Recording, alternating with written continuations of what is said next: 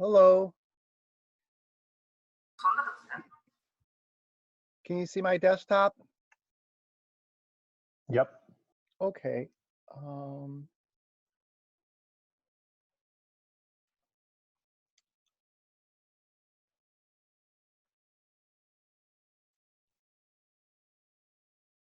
Okay, let me set myself up a little bit here. Okay.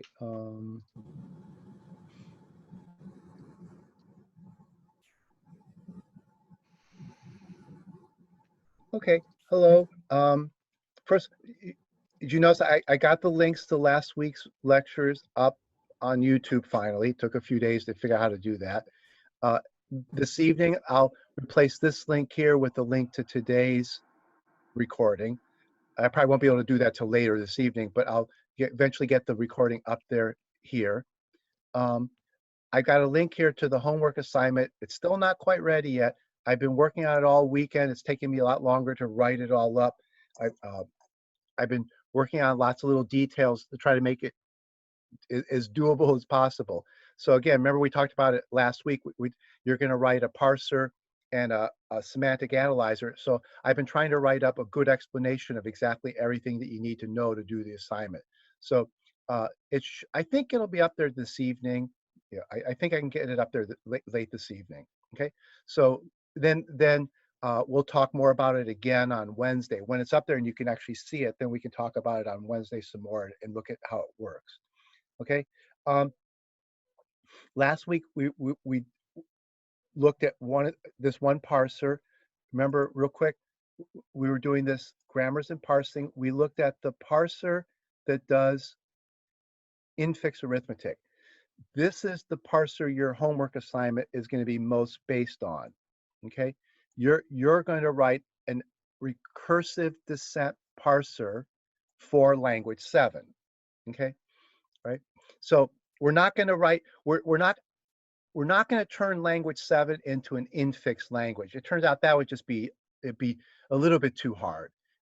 We could do it, but it would just doing a parser for infix arithmetic and then having you write the parser for language 7, a true parser but for language 7, works pretty well. It gives you a pretty good sense of an introduction to parsers. Doing a parser for an infix version of language 7 is just a little bit too much. I thought maybe that's what we would do, but then I realized that that would just be a little bit too much work. Okay, so let's see, I don't have language 7 here. Let me download language 7.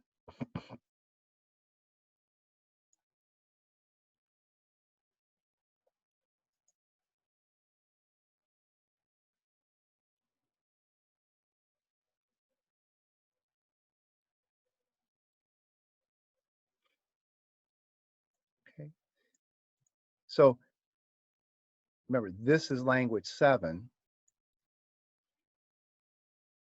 Okay, so you're going to write a parser for this language here. So it's still a prefix language. It's still going to be a prefix language using, essentially you're writing a parser for Lisp, okay, for Lisp and scheme and closure. Okay, so you're going to write a parser for this, but the idea for the parser is very much exactly like the idea for this infix language here. Okay, so here's the infix language. Now, if you compare it to language 7, here's the part of language 7 that does arithmetic. And this language only does arithmetic. Actually, this is the part that does arithmetic. Okay, this language here that we parsed here doesn't do Booleans. So it does addition, subtraction, multiplication, division, negation, and exponentiation, parentheses, square root. Whereas this language here, language 7, does, okay, remember this does addition, but if you have, see, this one was 0 or more. So if you have 0 here, then this is actually not addition, it's positive x. This one here is subtraction, but this takes 0 or more. So if you have 0 here, then this is actually negation. So this operator here can actually be both the negation operator and the subtraction operator. Okay. Here in the in the infix notation, it's this operator, they're actually different operators with different precedence. Here, this has got the lowest precedence. This has got quite a bit higher precedence. Over here, this guy here is sometimes negation and sometimes subtraction, but it's the same operator, and there's no precedence. There's no precedence here because in this language, everything's done by parentheses. You have to group everything. That's what Lisp, that was one of the beauties of Lisp, was it's an elegant language that needs a lot less tools. You don't, the grammar is so much simpler than something like this. Oh, all this grammar here does exactly what this little bit of grammar does here. This lets you write any arithmetic expression using parenthesized prefix notation. This lets you write any arithmetic expression using parenthesized infix notation, but to get order of operations right, you have to do quite a bit of work on the grammar to get order of operations correct. See, we need 1, 2, 3, 4, 5, 6 terms. We need 3 different precedence levels. 5 different precedence levels. 1, 2, 3, 4, 5 precedence levels just to get arithmetic. Remember, I pointed out Java has 17 precedence levels. Yeah, if you in this folder, let's see, in the, where is it?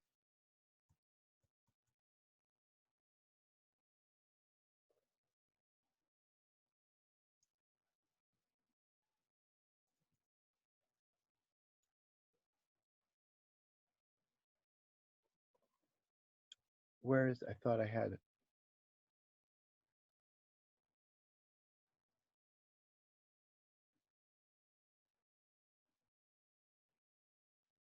Oh, I thought I had a link to the Java. Can't remember where it was. The Java has 17 levels of precedence. I can't remember where that link was. Oh, there it is. Yeah. Java has 17 levels of precedence, 16 levels of precedence. Okay. Our grammar, just to do addition, subtraction, multiplication, and division, just to do those 4 operations, we end up needing 1, 2, 3, 4, 5, 6 levels of precedence. Okay. Oh, actually, that's why I was saying that the Java has 17 levels of precedence, because if you look in here, just look aside, there's the 16 levels of precedence, but it's not got the grouping level. See, grouping is not an operator. These are just there's 16 levels of operators, but then there's still the notion that parentheses have highest precedence. So there's another level of precedence that's not shown in this picture because it's not really an operator, it's just parentheses. So you have the 16 levels of operators.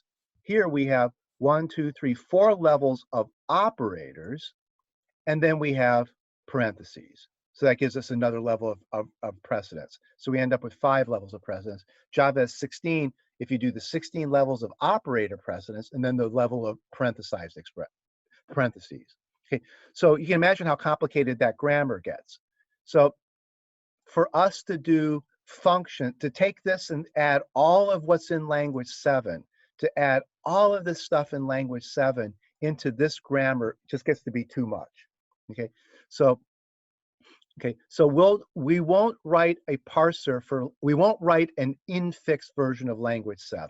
Okay, we'll just stick to this prefix version of language 7, Lisp notation, but you'll write a real parser for it.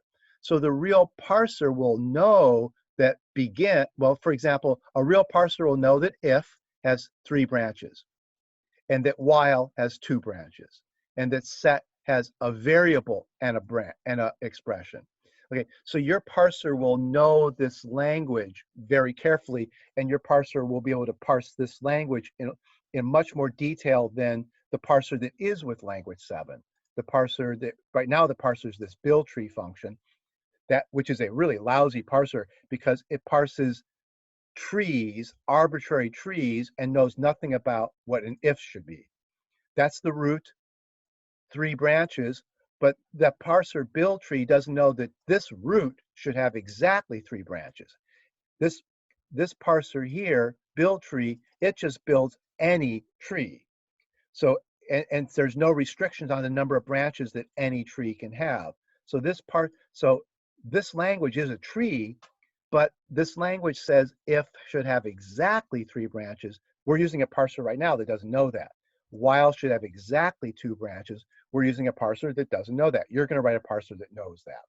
So your parser, if somebody wrote a while loop with 3 branches, your parser would throw a parse error. Or if somebody wrote a while loop with only the Boolean part and forgot this part, your parser would throw a parse error. Right now, if you have a while loop without this part here, it doesn't get caught till runtime. The evaluator, mind you, if you look at the interpreter has these extra little chunks of code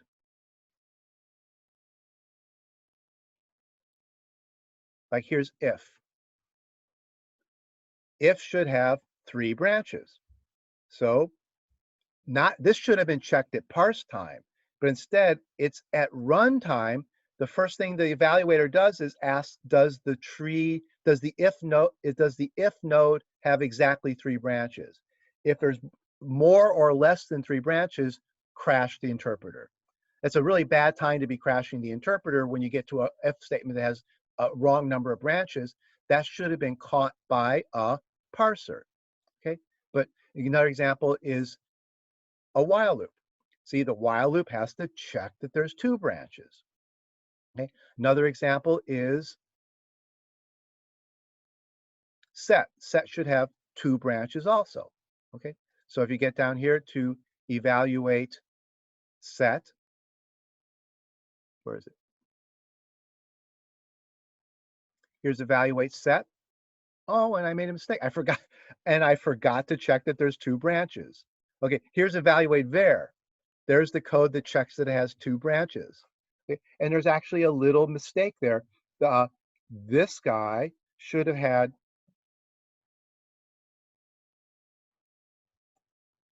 that should have been there.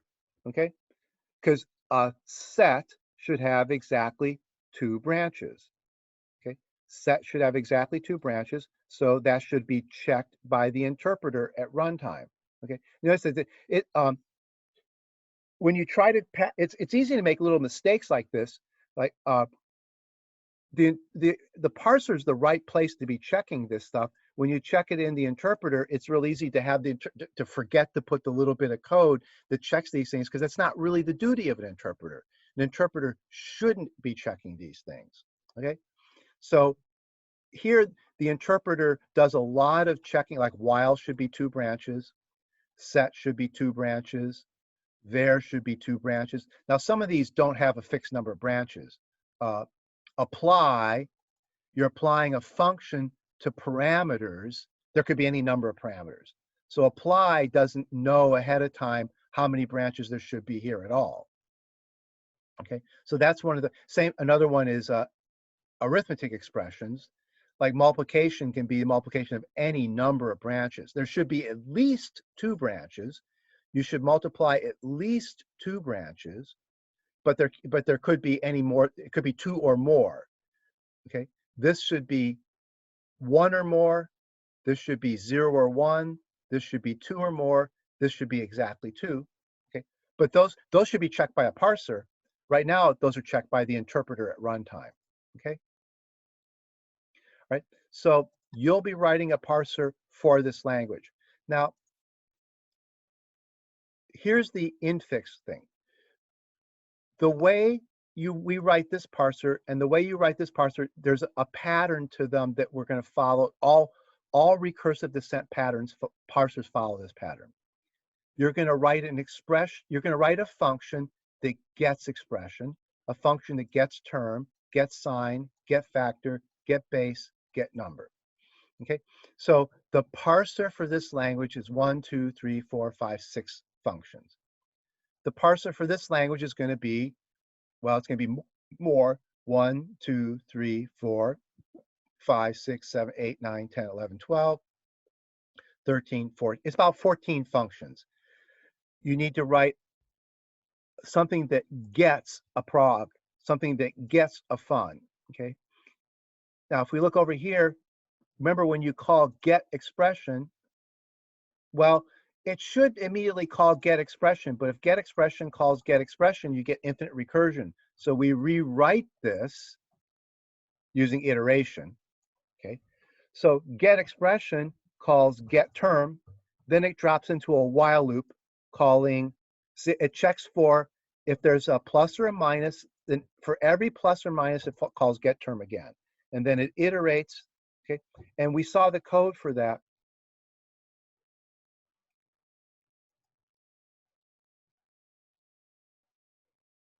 So for example, this get expression,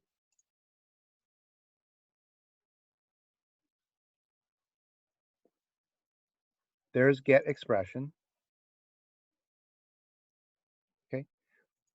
It should get term right away. And that's the first thing it does, get term. So it calls get term. Term returns the tree of what it parsed. So it returns the part of the abstract syntax tree that it built up. So get term returns the tree for the term. Okay.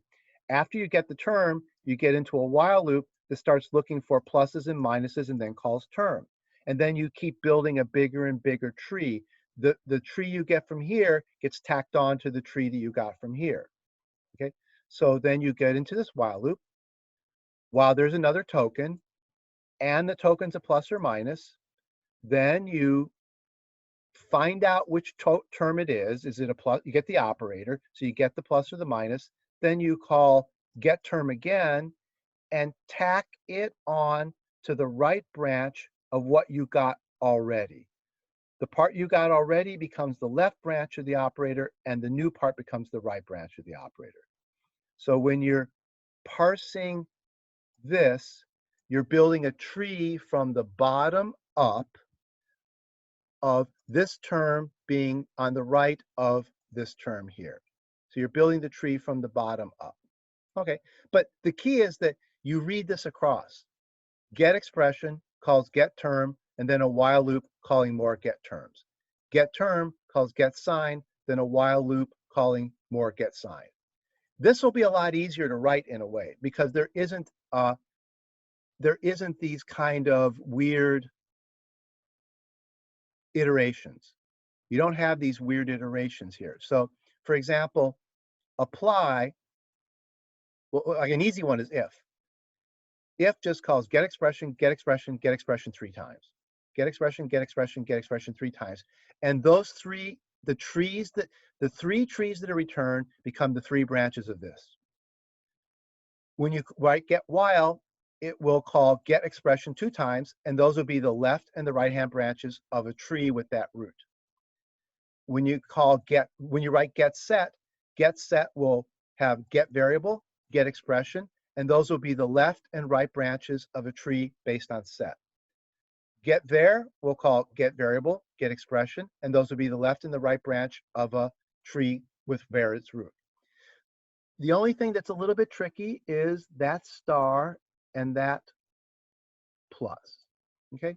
For example, for that star, what that means is apply has one or more get expressions. So what a get apply will do is it'll build a tree with that root. It'll call get expression for sure once, and that'll be the left branch of apply. And then it'll enter a while loop saying, well, if there's another expression, get it. And this will be a while loop. Okay, so there'll be one get expression for sure, and then a while loop. If this expression's missing, the parser throws an error. Okay, so this thing has to be there. Similarly, if when this parser calls get expression 3 times, if one of those fails, then there was something wrong with if. It's going to call, oh, and how does this guy know there's not a 4th term down here? Get if we'll call get expression, get expression, get expression. At that point, it will match a right parentheses. If the match fails, if was wrong. That's your parsing error. So if should be get expression, get expression, get expression, match right parentheses. If this doesn't match, it could be because there's a missing expression or there's an extra expression, but you got a parse error. Similarly, while we'll call get expression, then it matches a closing parentheses. If the match fails, parse error. Here, it's a little bit trickier. You call get expression. Then you while loop until you see the while loop loops on not matching right parentheses. So if you're not matching a right parentheses, you assume it's an expression. So you loop on expression while not right parentheses. So that'd be the code you'll write here. You'll call get expression, then while not right parentheses, get expression. Okay? Okay. And similarly, like begin, if you think about this, a begin actually has to have, what this is saying is there's, actually, this didn't even need to be written this way. Begin needs one or more expressions. You can't have an empty begin. So this should have been written as one or more expressions. I think I didn't really need to write it this way. So a begin body has to have it, you can't have an empty body. So it has to have one or more. So it would be very similar to what you had up here. You'd call get expression once, and then you loop on more expressions until you get a closed right parentheses. I'll actually fix that. That's actually not written clearly. There should be, it should have been written just like this. Okay. Begin has to have oh, I remember why I wrote it this way. Does anyone remember, what does begin return? What's the return value of begin?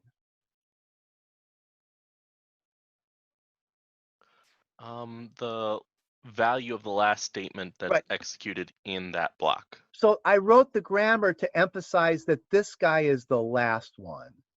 So there's 0 or more ones that don't have a value, and then there's a last one that does have a value. So I wrote the grammar this way because I wanted to emphasize that begin has has at least one expression. That one has to be there, but it's the one that returns a value. And then before it are the optional ones that don't have a value. Here, the emphasis is a little bit different. You're applying a function. The function has to be there. And then you're applying the function to its arguments. The arguments don't have to be there. Some functions are void functions. They take no arguments. So even though this one and this one mean the same thing, there's one expression that must be there and an option. No, what it means is there's one or more expressions. This means one or more. This means one or more. But the emphasis is on different aspects. This one emphasizes the first expression.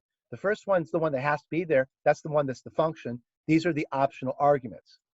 Here, the emphasis is on this is the one. This is the one that has to be there. It's the last one. It's the one that returns a value. And then these guys are optional. You don't have to have these. And actually, oh, that should have been a star. See, that's actually the mistake. This is 0 or more expressions that don't return a value, followed by one that does return a value. This is a function followed by 0 or more arguments. Okay, so actually this one should have been a star here. This meant one or more. That was meaning that there had to be 2 expressions in here. There doesn't have to be 2 expressions in here. There really only has to be 1. So this should have been star. Okay, so begin has 1 or more expressions, but the important one is the last one. Apply has 1 or more expressions, but the important one is the first one. So the code for get apply and the code for get begin will look exactly almost alike, but the emphasis on the grammar is supposed to try to help you understand the meaning of it. Here it's the first one that has to be there. Here it's the last one that has to be there. Okay, so get begin will still just say get one expression, then enter a loop while there isn't, well, it will have, no, the loop will be first. because these ones don't have a return value. This one does have a return value. And here the loop is, here this one is the one that names a function. These name arguments. So function, arguments, no value expressions, expression that returns a value. Okay, so these are very similar. So apply, and get begin are similar, but not exactly the same thing. Okay, but if, while, set, and var are straightforward because it's fixed number of branches. Again, print is real straightforward, fixed number of branches, exactly one branch. So get print, we'll call get expression, and then it will check to match. It's really important to match that right parentheses. You call get expression, then you match the right parentheses. If it matches, you're good. You can return. If it doesn't match, you throw a parse error. Okay. These will be a little bit tricky because these have different numbers of parameters. This is exactly 2 parameters, exactly 2 parameters, exactly 1 parameter. This one is 2 or more. This one is 2 or more. Or has 2 or more parameters, and has 2 or more parameters, not has exactly 1, and these two have exactly 2. And these are a little bit tricky because plus has 1 or more parameters, minus has 1 or 2 parameters, just 1 or 2 parameters, times has 2 or more, division has exactly 2, remainder has exactly 2, and exponentiation has exactly 2. So these 3 are pretty straightforward. These 3 are a little bit tricky because this one, again, this one is 1 or more, this is 1 or 2, and this is 2 or more. Okay, so there's a little bit of trickiness in there, but it's not as tricky as these. It's less tricky than these would be here. Okay? So study this parser carefully. See how each piece of grammar translates into its accompanying function, and then use those ideas to turn this guy into a parser. Every idea you need in here is pretty much buried in this one somewhere. The idea, it's mostly just, the idea is iteration. How do you handle iteration? Okay, so look at how this one handles iteration.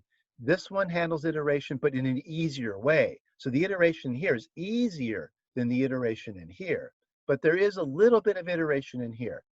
There,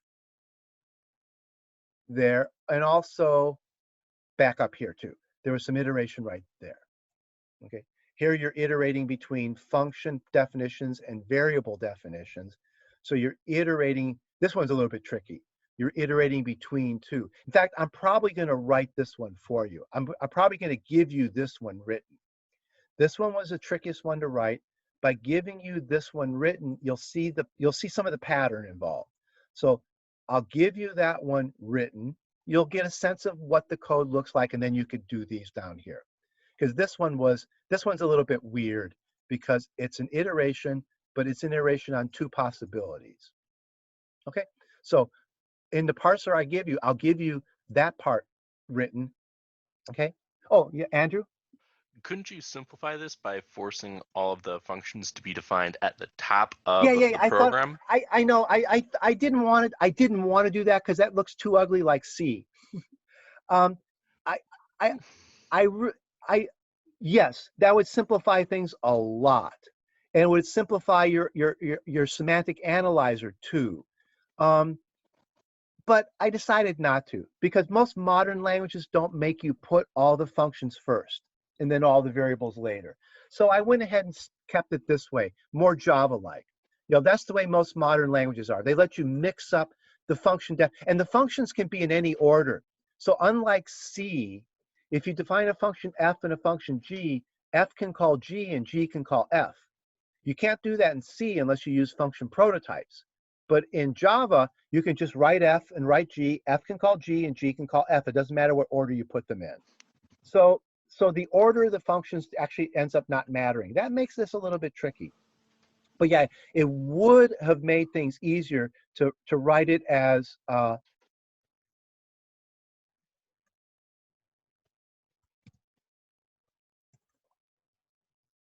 that. See, that would have made anything easier. All the function definitions followed by all the variable definitions followed by the last expression. Okay, that would have definitely made things easier. And I just kind of wanted to keep it more general because I thought it would be a good practice and to keep it a little bit more modern like. But yeah, that would make things easier. Okay, and if you're the parser and the semantic analyzer are not trivial to write. If you make that change, that's not a bad change to make as a stepping stone to get things working. Okay, so as a developer, you learn to you have to write X, but it doesn't mean that you have to write X right off the bat. You could write Y as a stepping stone to writing X. And if you can get Y working and it helps you as a stepping stone to get to X, that's fine. So this would be a way to simplify the problem to get code that works. And then you could go from this to the more slightly elaborate one. So that wouldn't be a bad strategy from developing point of view to simplify the language a tiny bit, write the parser and the semantic analyzer for the simplified language, then when it's working, go to the more general one. Okay, so that definitely makes things easier. Okay, but this makes things more fun. This thing makes it more modern, more Java. You notice that C is the only language you've ever learned that needs function prototypes. And they're there because of the fact that if F comes before G, F can't call G. If you define F, you can't call G in the definition F unless you give a prototype for G before you define F. So C has this complicatedness that you need function prototypes to substitute for function definitions when you have mutually recursive functions. Okay, so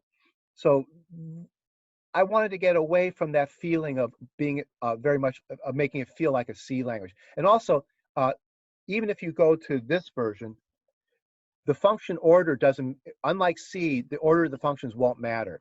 If you define F first and you define G second, it doesn't matter. F can still call G and G can still, well, G can call F because F was defined first. But if you define F first and you define G second, F can still call G. In this language, functions can make what we call forward references. Okay. All right. So that's the basic idea for this. Read this parser. Oh, I'm sorry. Read this parser, the parser for this language, carefully. Make sure you see how every one of these, what are the tricks involved to get, like here's a good example. Like, what are the tricks involved to get that or that or that? You need that a little bit here because up here you have this or this or this or this. Now they're very simple ifs. It's much simpler ifs, but you still have that an expression is this or this or this or this.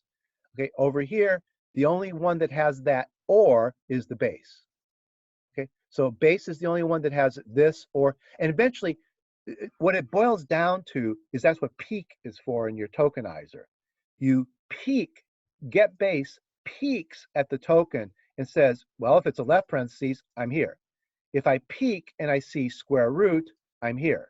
If I don't see those two, I must be here. So the same thing will be true here. Get expression will peak, and then it'll say, well, if what I peaked at is apply, I'm here. If it's if, I'm here. If it's while, I'm here. If it's set, I'm here, blah, blah, blah, blah. So it's essentially a process of peeking ahead. You don't want to grab the token, because if this guy grabs the token, then when he calls get apply is missing that token. See, when you grab a token, it's pulled out of the token stream. So this one, he peeks at the token. Remember, it's like a stack. If you pop the stack, you've taken the thing off the stack. If you just peek, you're allowed to look at what's at the top of the stack without removing it. So that's the trick here, is you use peek to see what's at the top. What's the top token? Is it this one, or this one? If it's this one, call get apply. You don't want to pop the token. You want to just peek it. So you see that in the code for base. Yeah. If you go down here, get base, you'll see that, well, first of all, you always do this ahead of time. Before you peek, you better make sure there's a token, because somebody can write code like the following. So you have to be able to catch all kinds of errors. what if somebody just writes something like this?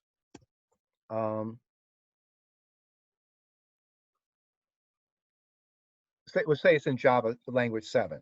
What if somebody writes var x? That's the end of the program. Yeah.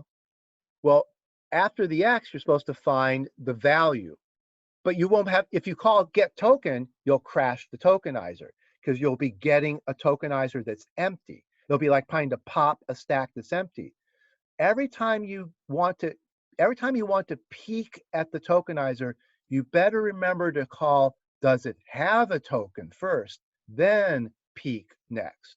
This is a trick that you don't have to do this way, but if you don't do it this way, what happens when somebody gives you a program that's like this, you'll crash the tokenizer. You'll work okay on things that are complete. That'll work okay, but then you'll crash on that. For example, you'll get the var, get the x, get the 4. Then if you match the right parentheses, you'll crash because the right parentheses isn't even there. There's no token there. If you try to match match an empty tokenizer, it'll crash. So you always have to get into this habit of always say, does it have a token? Peek. Does it have a token? Match. Does it have a token?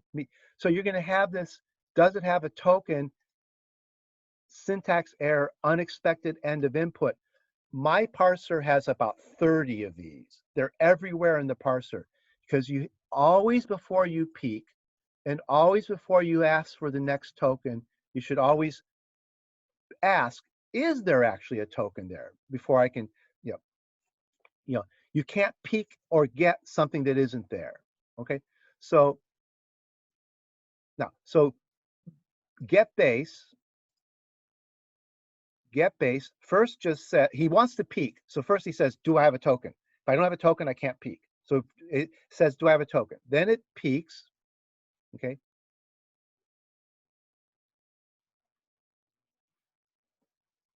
Okay. And then it peeks. Now, so here's the cases.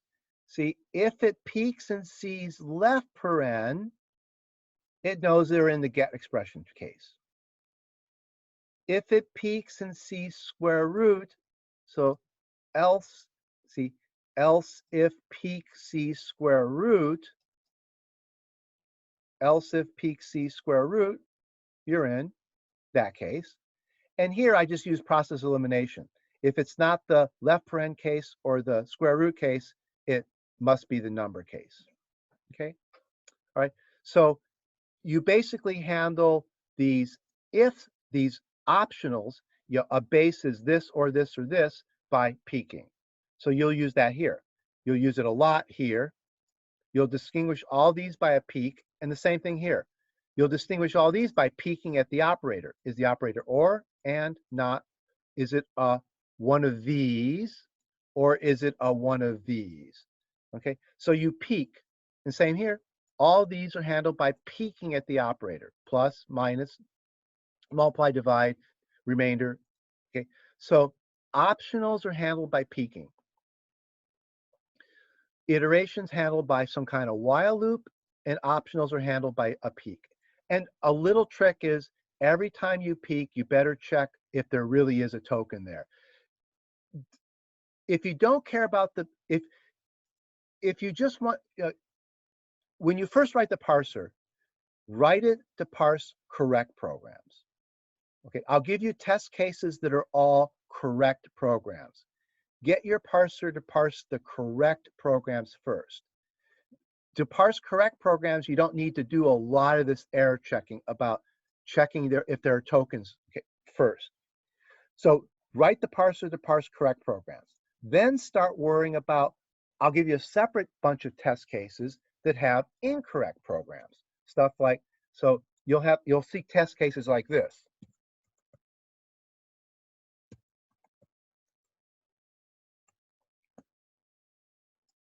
Okay, there's 3 different test cases. Can you parse parentheses var with nothing else? Well, because after the var, you should check that there's tokens. If there's no tokens, crap, halt the parser.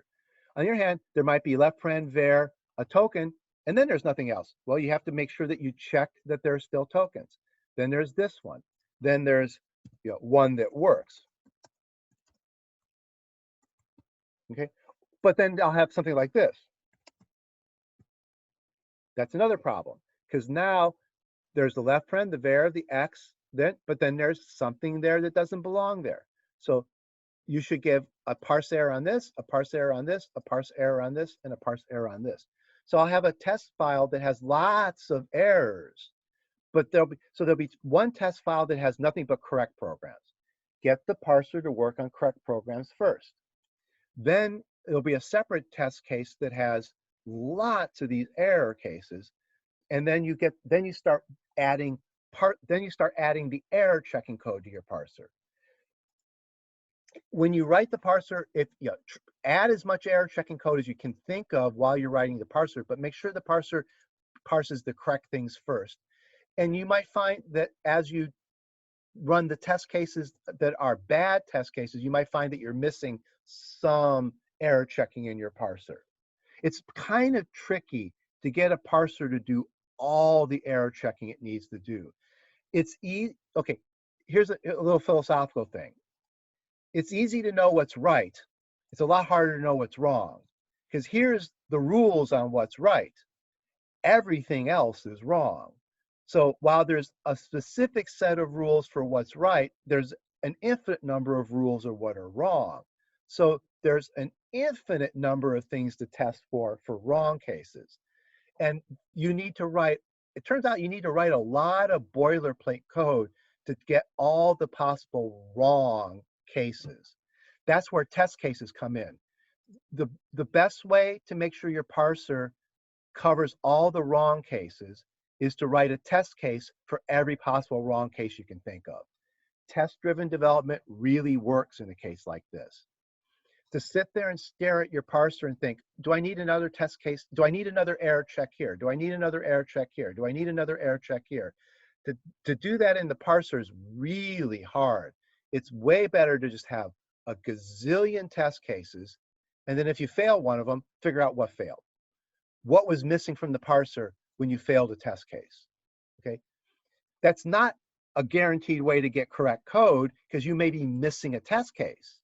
This is where modern software development becomes really hard. Modern software development is test-driven. It's almost always test-driven, but then you're at the mercy of how good your tests are.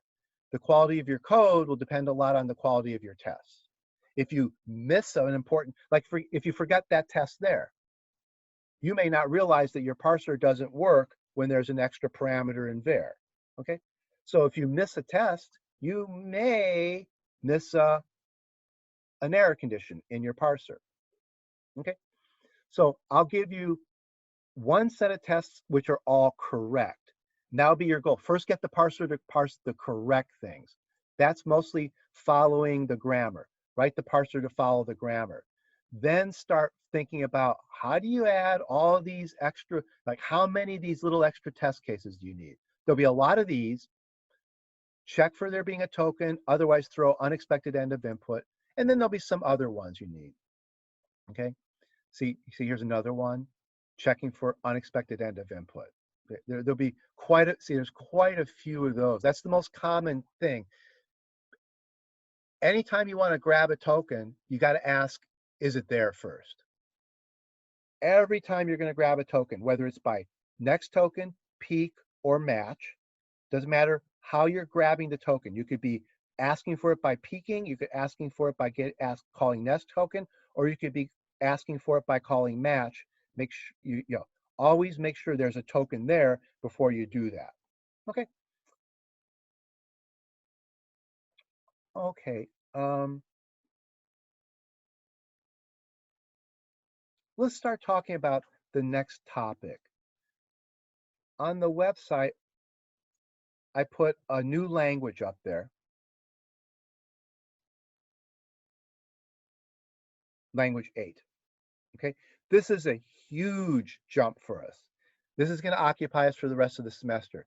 Language 8 turns our programming language from essentially like a little version of language 7 is essentially a baby version of C. It's C without arrays. Now we're changing it to a functional programming language.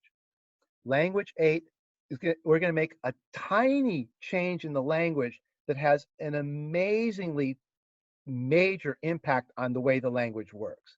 And this is actually beautiful stuff because people argue endlessly on what a functional programming language is. And nobody actually can tell you what a functional programming language is. Most people have stopped even trying to say X is a functional programming language, Y isn't. People refer to the style, to the functional style of programming. Most modern people no longer say language X is or is not a functional programming language. They'll say things like language X makes it easy to program in a functional style, or language X makes it harder to program in a functional style. Okay. What we're going to put in language 8 is essentially the main ingredient you need to be able to program in a functional style. Okay, it's one of the two main ingredients. It's what are called closures. Okay, it's this link here. It's what we call a closure in computer science. So we're going to add closures to language 7. That becomes language. Remember, I told you that one of the more famous functional programming languages is called Clojure. They called it Clojure as a pun on closures. This is one of the key ideas in functional programming. This was a joke on, and remember the cleverness of the joke was that you take this S and turn it into a J, which is more or less pronounced the same, but J stands for Java. The Clojure language runs on the Java virtual machine. Okay, so it's a Lisp-based programming language that runs on the Java virtual machine, and there's the J to remind you that it's a functional programming language because it's named Clojure, but it runs on the Java virtual machine. So it's a very clever little, and it's a form of Lisp. So that's a very clever little pun. But this idea of a closure, it's not the only thing that lets you program in the functional style. The other thing, there's really two things that let you program in a functional style: closures and immutable data structures. Okay, so we won't probably have time to talk too much about that, but closures is one ingredient, and the other ingredient is immutable data structures. You combine closures with immutable data structures, and you can program in the functional style. Some languages like Clojure have those, but you don't have to program in function. Clojure is not considered a functional programming language because you don't have to function in it. You don't have to program in the functional style in it. You can program in an object-oriented style. Another example is Scala. Scala is a programming language that if you want to, you can program in an object-oriented style, or you can program in a functional style. It lets you program in either style. So, what do you call it? It is an object-oriented language, and it is a functional language. But what it really has, it has all the ingredients that let you program in that style or in that style, or what's interesting is in a mixture of them. You can program in a mixture of functional object-oriented style, which actually are a little bit weird. A lot of people think that's actually kind of oxymoron. There isn't a whole lot of overlap between the functional style of programming and the object-oriented style of programming. When you combine them, some people think it's a little bit of a weird thing. Some people think you should program only in this style or only in that style, but other people think you can combine them really elegantly. I haven't programmed in Scala, so I've never tried. I've only programmed in pure functional languages or pure object-oriented languages. So I've not programmed in Scala or Clojure. So these new languages that let you combine them, I've actually never used one of them. Okay, so I'm not even sure myself exactly how well it works when you fit object-oriented and functional together. But that's the real modern style of doing things. Older functional languages like Scheme only do, or ML or Haskell, they only do the functional programming. They don't blend object-oriented in with it. So Haskell, Scheme, ML, the older functional programming, they don't have this blending. Microsoft's F# blends them. F# is another modern functional programming language. Notice how they put it here, functional first, but it also does have object-oriented in it. but it tries to emphasize, so they call it functional first. Okay. See, people, but they're getting away from the idea of saying that we are a functional language or we are not. They here, functional first means we put more emphasis on the functional point of view, but we also have the object-oriented point of view built into our language. But we put more emphasis on this one. I believe Scala actually puts more emphasis on this one. If I understand the language right, I think maybe it puts a little bit more emphasis on this one. And I think Clojure puts a little bit more emphasis on the functional programming. Or I'm not sure if it's if it's equal balance or if it puts a little bit more emphasis on the functional. Okay, so our language 8 is going to introduce these closures. Okay, so I downloaded language 8 and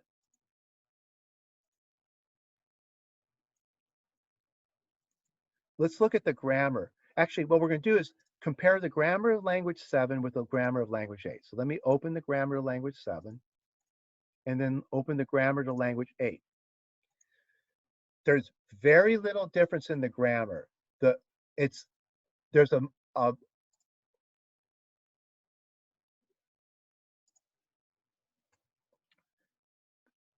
let me show you what changed in the grammar. Okay. The key is this one. Remember here, a prog has to be, okay, this originally was.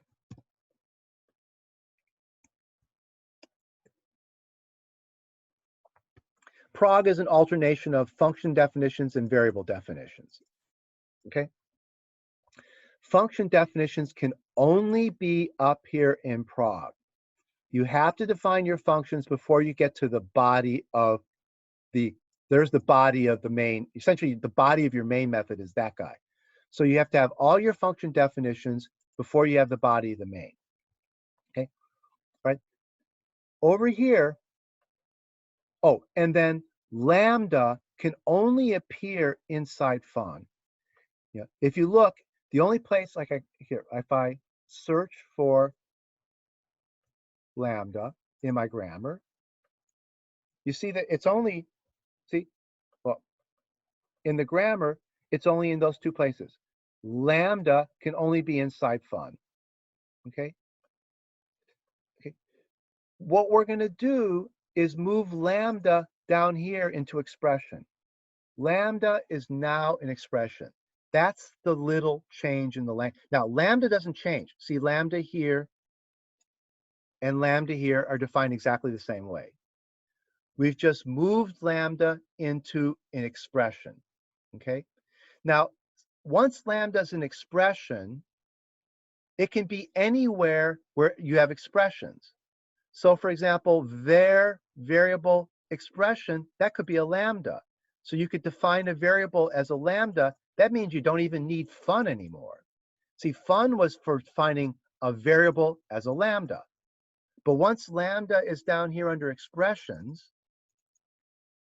fun actually no longer needs to be in the language. I can actually drop it from the language if I want to, because there can let you have a variable and any expression.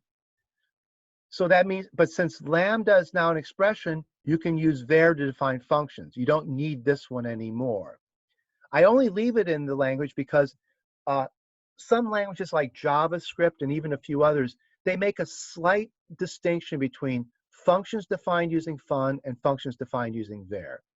Mostly, it's actually in case of how you print them. They are printed.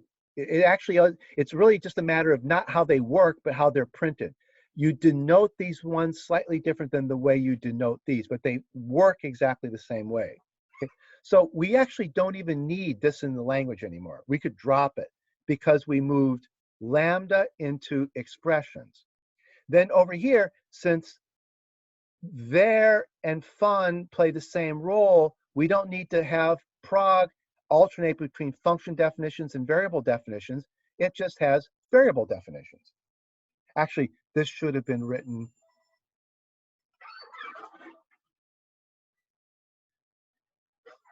You still need to have one. What you really have is you have 0 or more expressions that define things, and then you have the body of the expression. So it's like begin should be. It's like begin was you have 0 or more optional expressions that don't have a value, and then you have one last one that has a value. So here you would have 0 more expressions that are definitions, and then you'd have the body of the program. Okay, so that would be like over here. But instead of alternating between these two, you don't need to alternate between them, because now lambda can be part of any, lambda is an expression, so you can just use there up here. Or if you want, you can still use fun, but you can also use there if you want. Okay, so the one thing we do is we move lambda from being isolated by itself up here to being what we call a first class expression. Lambda is an expression.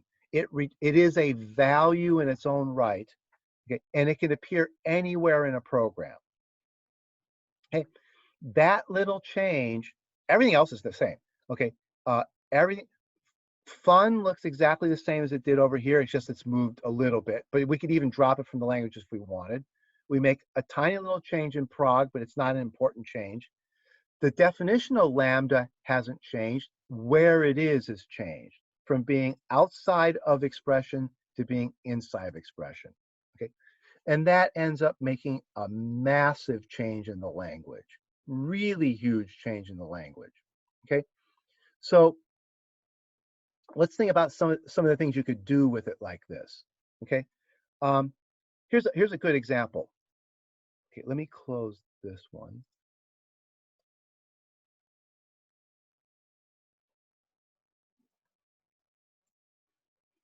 You're used to writing code that looks like this. Let me show you an example. You would define a function. Function f is the function that takes in one variable and squares it. So there's the squaring function. Okay, there's the squaring function. Now I'm going to apply the squaring function to 5. And then I could apply the squaring function to 6. Or I could apply the squaring function to the apply of the squaring function to 4. Okay, that's a composition. So that's okay. So this is computing f of 4 in our kind of math notation, and this one's computing f of 6, and this one's computing f of 5, and this one is essentially saying that f of x is x squared. Okay. Okay. So this is kind of how you're used. I mean, I'm using a weird notation. You know, this is not C code. On the right hand side, I'm kind of writing more or less what would be in math or in C. Okay. All right.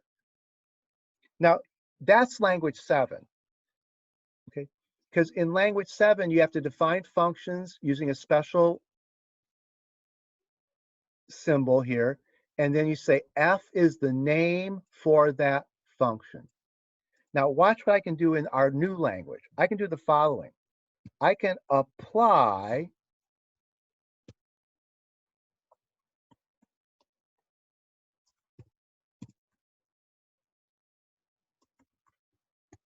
okay, I'm applying that function to 5.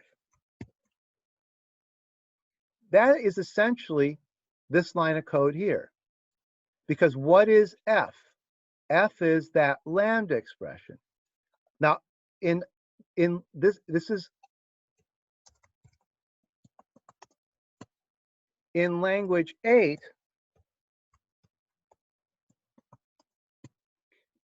If I go over here to the syntax, I see that apply can apply any expression to an argument. As long as this expression evaluates to a function, I can apply it to an argument.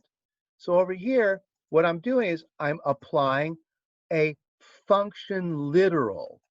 So the phrase we use is apply a function.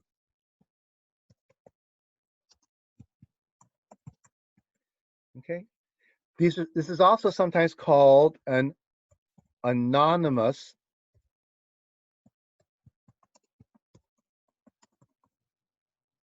lambda expression. Okay. So some people call these function literals. Some people call them anonymous lambda expression. It's a function. It's the body of the function being applied directly to that parameter. Okay. So now I couldn't do that in language 7 because in language 7, when you set up apply, okay, if you look at language 7, okay, it's actually, let me bring back to grammar language 7.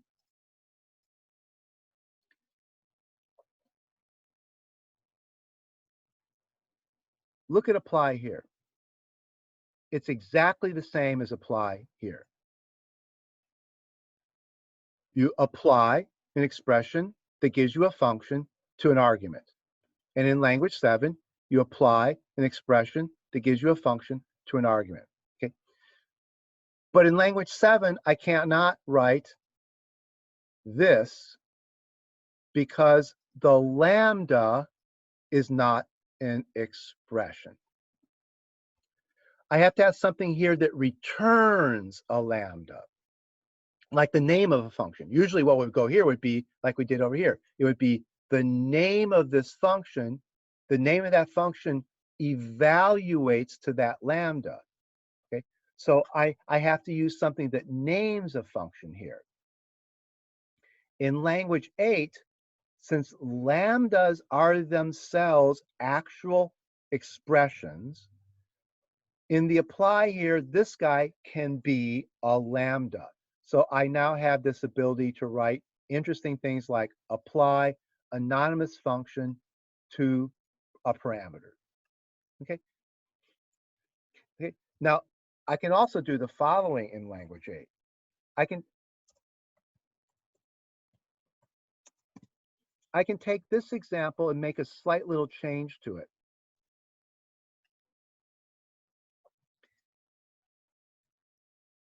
I don't have to use the fun here. I can say there. Okay.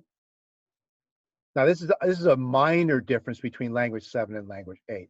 I don't have to say fun here because if I go to language, now if I go to language 7, I can't use there because there has to have a variable here. Or I'm sorry, has to have an expression here. So you assign a variable to an expression, but an expression can't be lambda. Okay, so I can't. No, actually, let me show you something. Here's legal in language 7.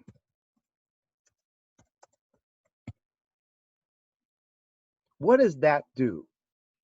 That's legal in language 7. What does that do?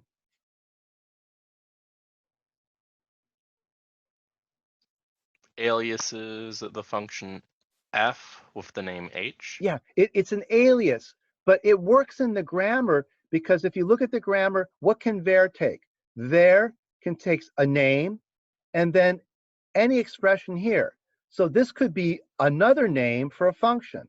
So now over here, h is getting a value, and its value is what f is a name for. Okay, so I can let h be a name for, so I can have two names for the same function.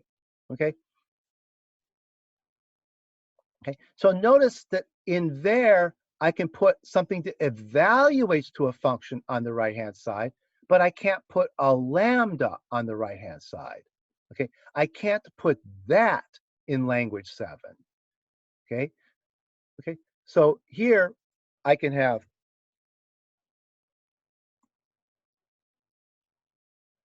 in language 8, I can do the following. I can say var hf. Okay, that would act just like this, but I could also just say directly that var h that length. Now notice that f and h both name the same function here and here. But here, h is an alias for what f is. Here, h points to, in fact, in a way, these are two different values. H points to one lambda expression. F points to a different lambda expression. They just happen to do the same thing. They're like two instances of the same object, of a class.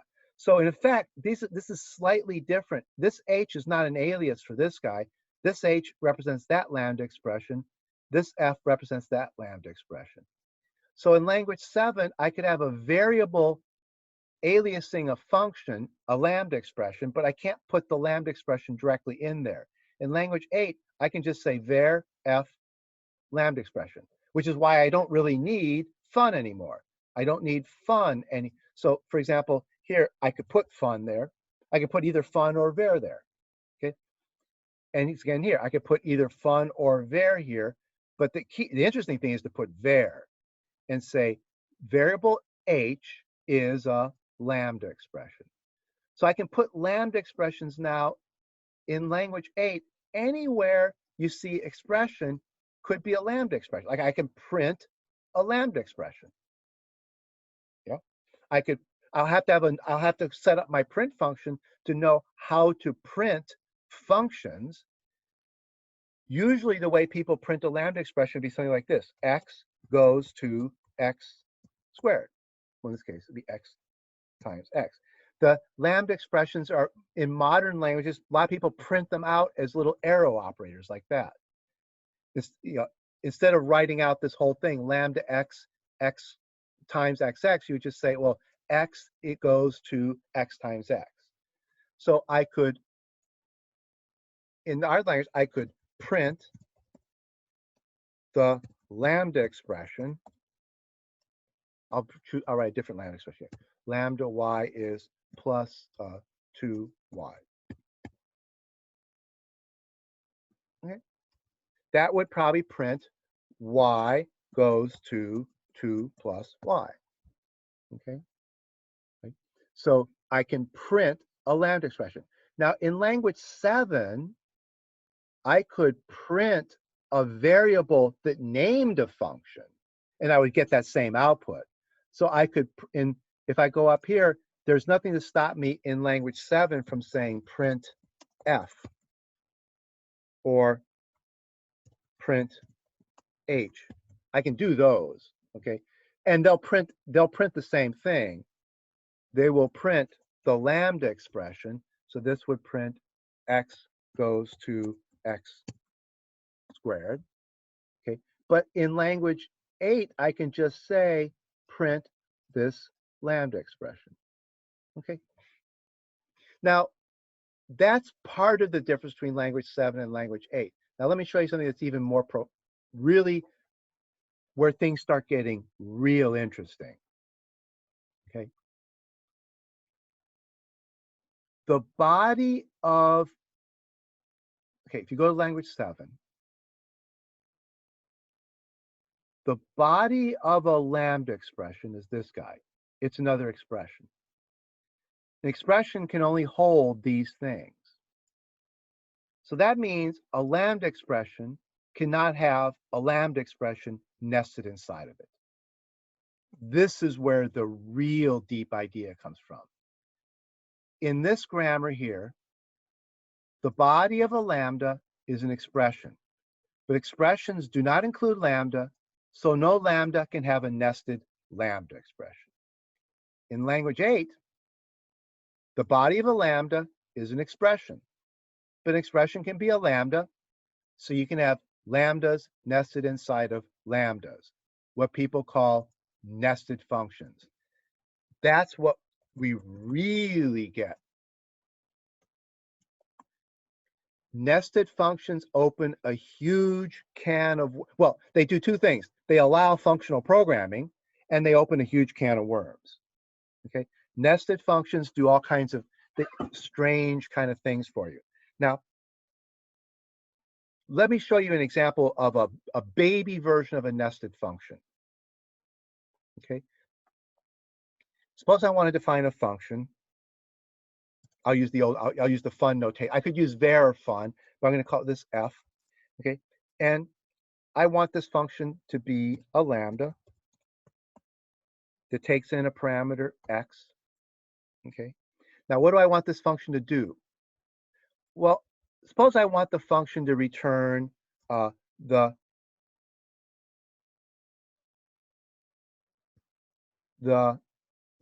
square of x added to the cube of x. Okay. So the function is going to return, I wrote that in a mixture of grammars. It's going to return the sum of the square of x and the cube of x. Okay. So here's a function. The function f takes in one parameter and it adds the square of x with the cube of x. Okay. Now suppose I wanted to write that in a slightly simpler way. Here's something I could do. No, actually, let me change this a little bit. No, I'll keep it that way.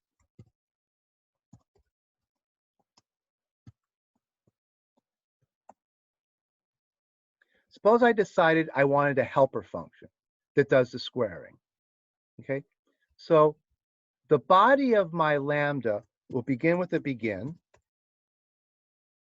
and then I'll have a var g, which is a lambda that takes in an x and squares x. Now what I've done is I've created a local variable inside f that is the definition of the squaring function. Okay. And then I'll create another local variable that's the definition of the cubing function.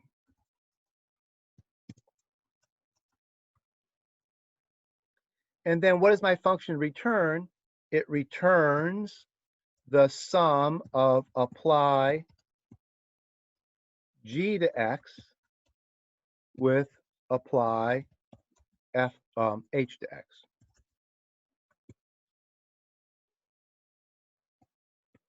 Okay. These are nested functions.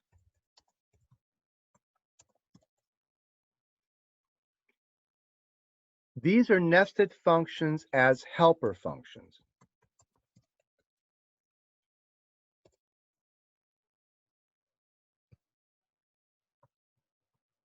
A nested helper function. Now, usually it's not going to be something stupid like just x squared and x cubed. Normally, the idea here is that this function f needs to do an elaborate calculation, and it seemed like a good idea to break the calculation up into one part that does one part of the calculation, and another function does another part of the calculation, then you call it the function. But you don't think that these functions should be public. They aren't really general purpose for whatever reason. They really are only useful to f. You cannot do this in Java, C, or C++. You used to be able to do this in Pascal and a whole bunch of other languages, and you can do this in modern functional programming languages. The idea being that you're writing a function f, and you've got these helper functions that sit inside of f, and they're only useful to f. So then you define f in terms of these helper functions. Okay, and they're nested functions. Okay. Oh, I forgot the x here. Okay. So f is a function that takes in one parameter, and then I probably don't have enough closing parentheses here. Then the body of f is a begin block. It defines two helper functions, and then it calls the helper functions. And actually notice that this is a lot more code than this. That's only because my helper functions are so simple. It took more boilerplate to set up the helper functions than it did to define the helper functions. But you can imagine in a more elaborate setting, somebody says, I have this function f, it's kind of a complicated function. I'm going to break it down into pieces, and then the function will be defined in terms of its pieces, but the pieces don't belong to anybody but this function here. Nested functions are kind of like private functions. You know, they're like object-oriented code where you can say something is private to, think of this as an object, and think of these as like private fields inside the object, okay? So language 8 lets us do this kind of thing. Language 8 says that if you notice here, if you go back to language 7,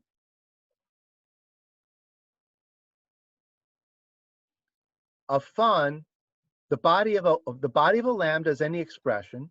You could have a begin in there because that's an expression, and you could have any expression inside the begin, but you will never be able to have a lambda sitting inside of your lambda, because when you expand this out, you can never get back to lambda. No lambda can be sitting inside of a lambda. No nested functions.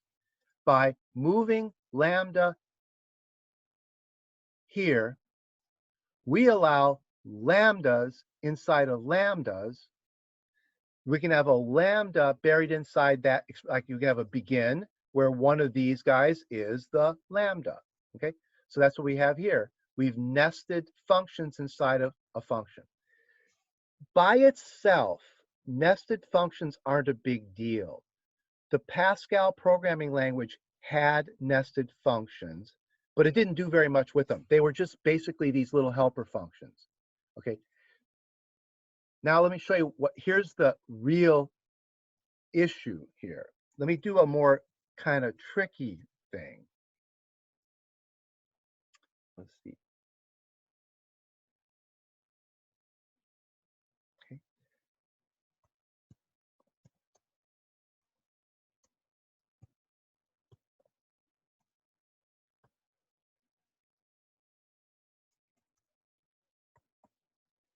Here's a function, takes a single parameter x.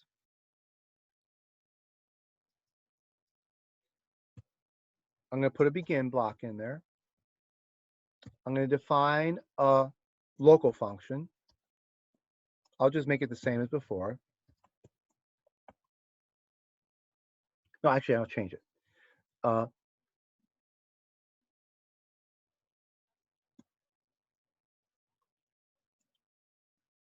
Okay, so f is a function that takes an x, give it a begin block, define a local function g, which takes a lambda fraction, which takes a parameter y, and takes x and adds it to y.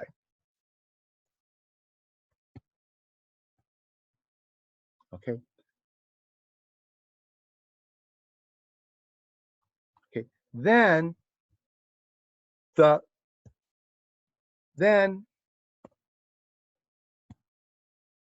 there's the second part of the begin. Oh, I should indent these. Actually, to make this a little bit easier to read, these should be indented. Okay, so there's my begin block. If you indent a little bit, it becomes a little bit easier to read. Okay. So my lambda expression has this begin block. In the begin block, I define a little local variable, a local function. Then I return it.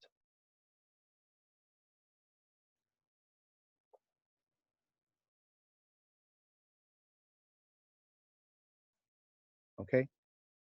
I returned the local function. Okay. Notice here, I have a local function f, a g, and a local function h, and I use them, but I don't try to return them. Here, the return value of this function is the local function. Okay. Now do some weird things. Now, think about this. Let's see, what are some good names? Call this F2. Oops.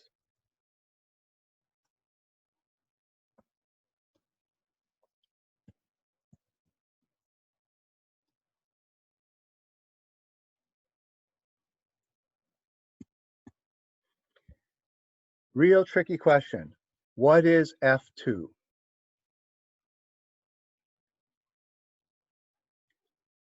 F2 is the return value from applying F to the number 3. So go up here, apply F to the number 3. Now, I have a begin block that says I have a function g, which takes in a parameter y and returns y plus 3. And then I return that function. So what's F2? So it's a function g that returns It's a whatever you function. give to it plus 3. Yeah, it's the function. It's the function that increments by 3. Okay. So So now here's, we can start returning functions, yes. basically. Yeah. Now, but if you think about this, okay, so now I can do the following. I can say apply F2 to 5. Okay. Returns 8. Okay, this is tricky.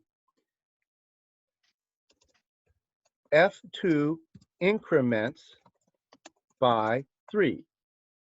So F2 of 5 returns 8.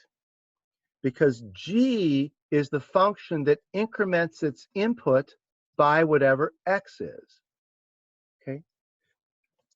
Now, if you think about this here, from the point of view of a C-like language, this makes no sense. Because let's follow our nose through this.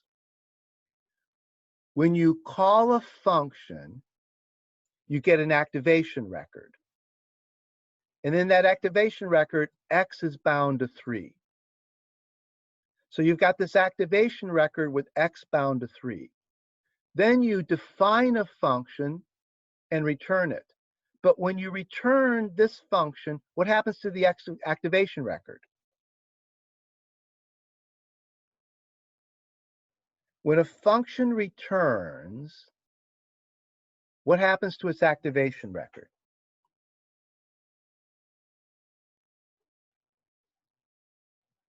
Should be discarded, right? Yes, discarded. But then how can you call F2? The 3's gone. So are you saying that our environment tables for those functions are now persistent? Yes, they have. Well, they have to be. If they weren't persistent, we wouldn't be able to do this. So we get objects now. Yes. Yeah. We have to make it so, right. The way we designed language 7, which is the way languages like C and C++ and Java work, when you call a function, you create an environment for it. Then when the function returns, you destroy the environment. In fact, we can go back to language 7 and see that happen. So go back to language 7, look up its evaluator, look up the apply function, the apply, evaluate, apply. Okay, evaluate, apply was the single most complicated piece of the interpreter. Remember, it had these 7 steps. Okay, one of the steps in apply was create a local environment, create the stack, which in C and C++ you're taught is, this is something you should have seen like in the architecture class. When you call a function, you create a stack frame for the function. So that's this environment. Okay, that's what we call here the local environment. We bind the actual parameters to the formal parameters in the local environment. That's pushing parameters into the stack frame. Okay, so this is binding the actual parameters to the formal parameters, which in architecture class is pushing parameters onto the stack frame. Then you evaluate the body of the function using that local environment. Then you return. When you return, that local environment gets garbage collected because it was just a local variable. In architecture class, when you return, you'd pop the local environment, you'd pop the stack frame off the top of the stack. So where you did the bindings of the actual parameters to the formal parameters, these bindings get garbage collected when evaluate, apply returns. Over here, that would mean that when you call apply F, the binding of X to 3 would disappear when this thing returned. Then when you get to here and you call F2, you're calling this G, but G has no X. The X got garbage collected. So we can't think of it the way we did language 7. We have to the difference between language 7 and language 8 is mostly in how we're going to rewrite evaluate, apply. we are going to write apply in a new way so that apply actually lets this activation record of F persist. This is really tricky. This is really tricky, non-trivial stuff. I'm going to try to find good readings for this. Honestly, in all the years I've been doing this, I've never found a good explanation of this. It's just so tricky that basically you stare at it and stare at it and stare at it, read it, look at examples, and think about it, and eventually it becomes simple. Eventually, okay? Eventually, not quickly. Eventually, I'll see if I'll keep looking if I can find kind of a good explanation to it. But the heart of this example right here is a super famous example. Okay, you'll find this in almost every introductory functional programming book. This little couple lines of code. This is almost everybody. This is everyone's hello world example for what functional programming does. This is nested functions in an uninteresting way. Pascal did this. This is nested functions as helper functions. This is the harder thing. Nested function return value. This is way trickier because the nested function is going to be my return value. Nested function return values are the big deal. This is what needs this is what is a closure. This is where the closure comes in. Whoops, where did I type? Oh. This nested function return value is, we'll see what a closure is. What we really return is a closure. What this function returns, when it returns G, is it returns a closure. That's what we want to get at. How do you make this work? What is a closure? And actually, we can do this in, you can do this in JavaScript. You cannot, this bit of code here cannot be written in Java, cannot be written in C or C++, can't be written in C#. It can be written in JavaScript. JavaScript is actually pretty close. This language 8 that we're defining is actually, you could say it's JavaScript without lists and arrays. Language 8 almost is, it's JavaScript without any composite data type. No list, arrays, or objects. So this is JavaScript without composite data types. Just like this is C without composite data types. No arrays or struts. This is C without composite data. This is JavaScript without composite data. JavaScript will let you write this. In fact, maybe we'll pop up a JavaScript interpreter and you can just type, it's just 3 or 4 lines of JavaScript. And you can type that in and see how it works. Okay. Okay. I keep forgetting. What time do we end? We ended at 3:15, right? Yeah. Yeah, so we're over. Okay, so we've done the intro to language 8. So over the next couple of weeks, what we really want to spend more time on is figuring out the point of language 8. How to make it work isn't too hard. That's the interpreter for language 8. The real point is, why are we doing this? Why are we getting up to and bumping into functional programming? What makes modern functional programming languages useful and interesting? And how does language 8 get us there? Why is language 8 essentially JavaScript scheme? Why is it a functional language without composite data types? And it's this idea of closures, and it's this little guy here. It's this example here, returning a function. Okay, so hopefully tonight your next programming assignment will be up there.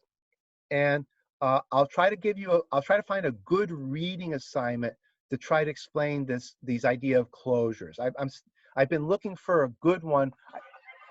In the language 8, I have my own explanations of this stuff. So in language 8, there's a little bit of an explanation here. Well, it's actually right, read this, and I have some other explanations in there. Lambda expressions, nested functions. So you can read those. But then I'll try to give you some other readings also. Okay. Anybody have any last minute question? Anything? Okay. Like I say, I'll try to put this video up later this evening. Let's see. I have to turn off sharing, and so I'll go ahead and let's see, how do I? No.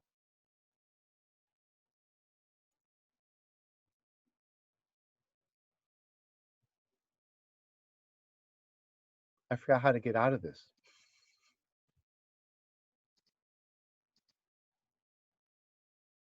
Let's see. Oh, stop sharing. I'm sorry. So I stopped sharing. Okay.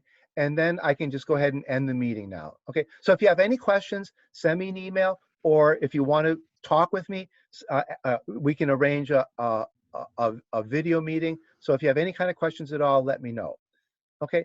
So see you on Wednesday. Goodbye. Bye.